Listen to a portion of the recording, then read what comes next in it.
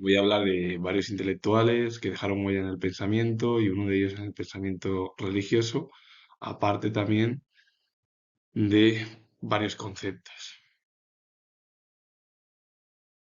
Las lenguas indoeuropeas son una extensa familia de idiomas originarias de las estepas euroasiáticas. Por ejemplo, las lenguas romances, que son las que provienen del latín, las más destacadas son el español, el francés, el italiano o el portugués. Las lenguas germánicas, pues son el inglés, el alemán y el neerlandés. Las lenguas eslavas son las de la parte de Europa Oriental, ruso, polaco, checo, ucraniano, bueno, todo lo que es Europa Oriental. En las lenguas indo-iraníes bueno, se encuentran el hindi, bengalí o el persa, por ejemplo. Las lenguas celtas que tienen relación con el inglés están el irlandés, el escocés, el galés o el bretón.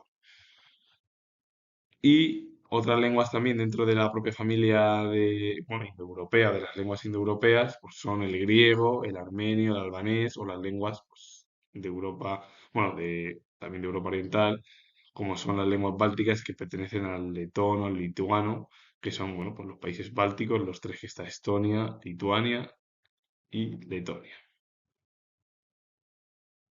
que son los países que, bueno, que son hoy en día independientes tras la disolución en los 15 estados de la Unión Soviética y muchos de ellos son miembros ya de la Unión Europea y también de la OTAN. Cosa que Ucrania de momento no, porque como la ha invadido Rusia, pero bueno, Ucrania quería y tenía intenciones de entrar en las dos instituciones más importantes, tanto en el ámbito europeo como mundial.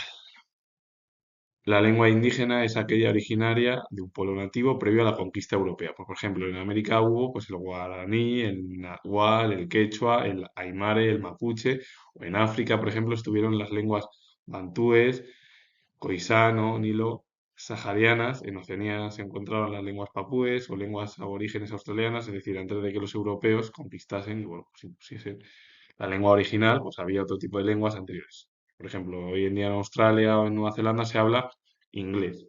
En América del Sur prácticamente, salvo bueno, los estados o los países de Jamaica donde se habla inglés, porque fue conquista británica, o Portugal se habla el brasileño, pero bueno, que en realidad al final el portugués y el español tienen las lenguas muy parecidas, pero bueno, prácticamente en América del Sur se habla pues español y en Centroamérica también y en el sur de Estados Unidos se habla también español.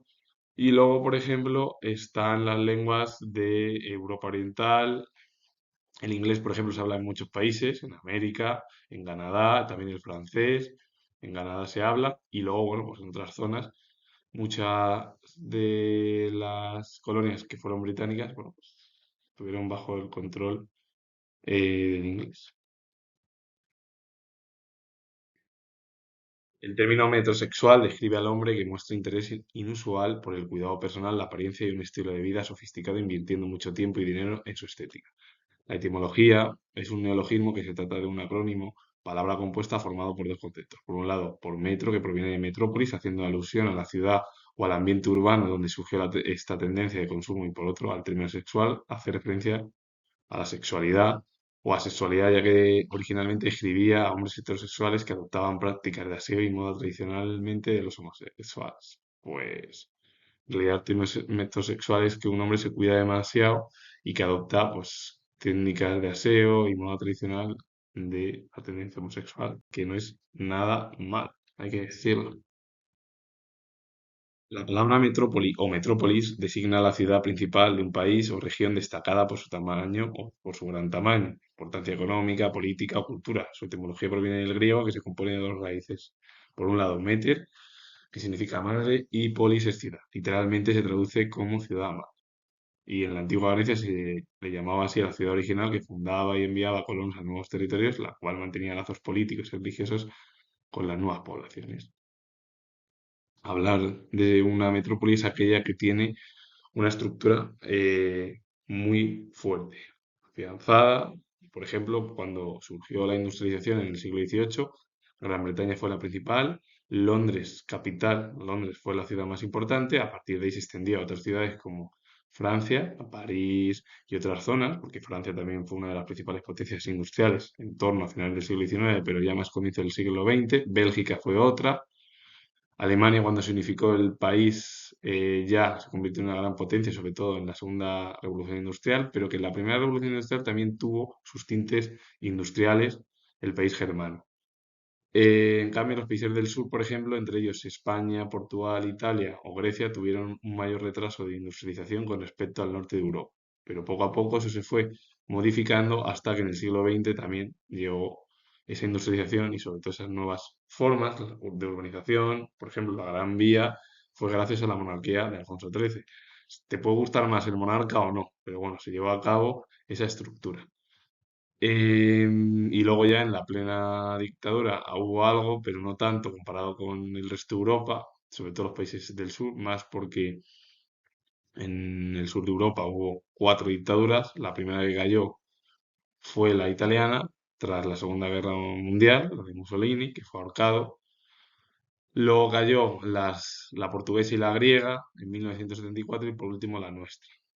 Pero claro, la griega y la portuguesa fue por una rebelión, sobre todo lo que pasó con la Revolución de los Claveles en 1974, que cayó, que ocupó directamente la tumba ya del régimen del dictatorial luso y en 1974 la guerra que tuvo Grecia con Turquía y todo el problema con Chipre, es lo que provocó directamente el malestar por parte de la población helena de la zona, claro, helena sí, que son, se dice griego, heleno o población helena, provocó al final que la estructura de Grecia, bueno, pues cayese y, bueno, poco a poco llevase la transición, un año antes, tanto Portugal como Grecia, hacia la democracia en el último tercio del siglo XX. Y nosotros igual. Y hoy en día los países del sur tienen algo mayor de retraso industrial, pero ciudades como Madrid, Atenas, Roma o Lisboa son ahora mismo pioneras. Y Madrid es una de las ciudades más destacadas e importantes en el ámbito en Europa y está en el top 10, si no en el top 5 de las ciudades más importantes y conocidas a nivel mundial. Para que luego se diga que Madrid no es nada y Madrid acoge a gente de España como de Europa, como de América. Porque somos así los madrileños y toda la propia ciudad, cara. Caleb David Brabham fue farmacéutico estadounidense, inventor del refresco Pepsi.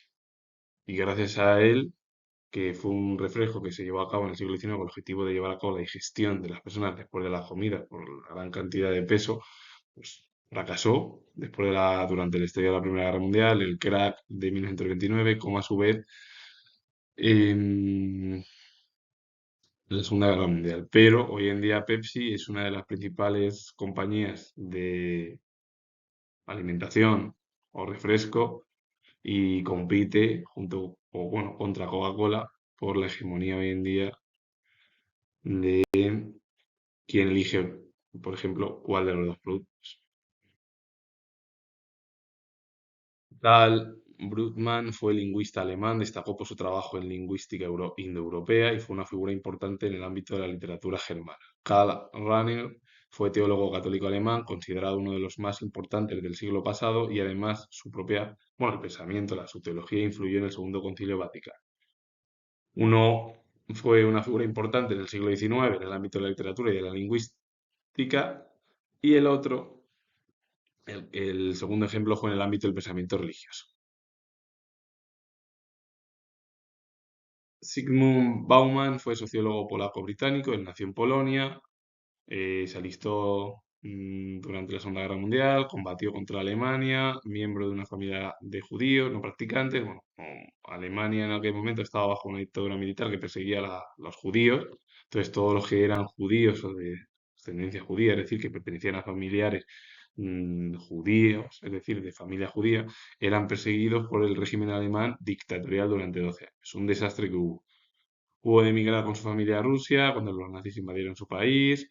Como he dicho, luego tuvo problemas también en la Unión Soviética y luego finalmente, bueno, pues ya fue profesor en Polonia, luego se marchó ya a Israel y por último estuvo ya de docente en una ciudad británica como fue Leeds.